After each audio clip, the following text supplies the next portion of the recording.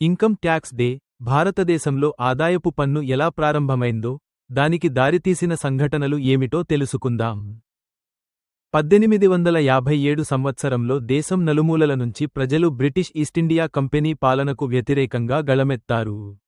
ఇది చరిత్రలో ప్రసిద్ధమైన సిపాయిల తిరుగుబాటు. ఈ తిరుగుబాటును అణిచేందుకు వేల కోట్లు ఖర్చు అయ్యాయి. ఆయుధాలు, సైన్యం, ప్రయాణాలు అన్నీ బ్రిటన్ ఖజానాను ఖాళీ చేసేశాయి. ఈ తిరుగుబాటుతో ఈస్టిండియా కంపెనీ పరిపాలనకు ముగింపు, బ్రిటిష్ పాలనకు మొదలు అయింది. అంటే ఇకపై భారతదేశాన్ని నేరుగా బ్రిటన్ ప్రభుత్వం, రాణి విక్టోరియా ఆధ్వర్యంలో పాలించేది. ఇది 1858 నుంచి అధికారికంగా ప్రారంభమైంది. నూతనంగా పాలన చేపట్టిన బ్రిటిష్ ముందు ఓ పెద్ద సమస్య: ఖర్చులు విపరీతంగా పెరిగిపోతున్నాయి కానీ ఆదాయ మార్గాలు లేవు. దాంతో బ్రిటన్ ప్రభుత్వం ఆర్థిక వ్యవస్థను బలోపేతం చేయాలని నిర్ణయించింది. అప్పుడు లార్డ్ జేమ్స్ విల్సన్ అనే బ్రిటిష్ ఆర్థిక నిపుణుడు భారత్కు వచ్చాడు. అతను ప్రజల ఆదాయంపై పన్ను విధించాలి అని చెప్పాడు. 1860 జూలై 24వ తేదీన జేమ్స్ విల్సన్ ఆధ్వర్యంలో భారతదేశ చరిత్రలో తొలిసారి ఆదాయపు పన్ను చట్టం ప్రవేశపెట్టబడింది.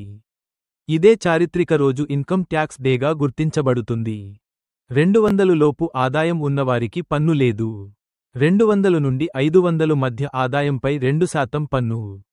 500 పైగా ఆదాయంపై 4% పన్ను. వ్యవసాయ ఆదాయానికి ప్రత్యేకంగా పన్ను వేశారు.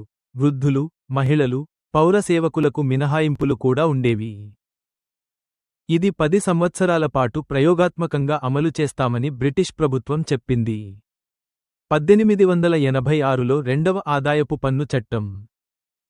1922లో ఆధునిక పన్ను విధానం ప్రారంభం. 1961లో ప్రస్తుత ఇన్కమ్ ట్యాక్స్ యాక్ట్ 1961 రూపొందించబడింది. ఇప్పటికీ ఇది ఉపయోగంలో ఉంది. 1947లో మన దేశంకు స్వతంత్రం వచ్చింది. బ్రిటిష్ పాలన ముగిసింది కానీ ఆదాయపు పన్ను వ్యవస్థ కొనసాగింది. ఈ చరిత్రను గుర్తించేందుకు ప్రతి సంవత్సరం జూలై 24ను ఇన్కమ్ ట్యాక్స్ డే గా జరుపుకుంటున్నారు. ఈ రోజు పన్ను చెల్లింపుదారుల కృషికి గౌరవం ఇవ్వడం, ప్రజల్లో పన్నులపై అవగాహన కల్పించడం జరుగుతుంది.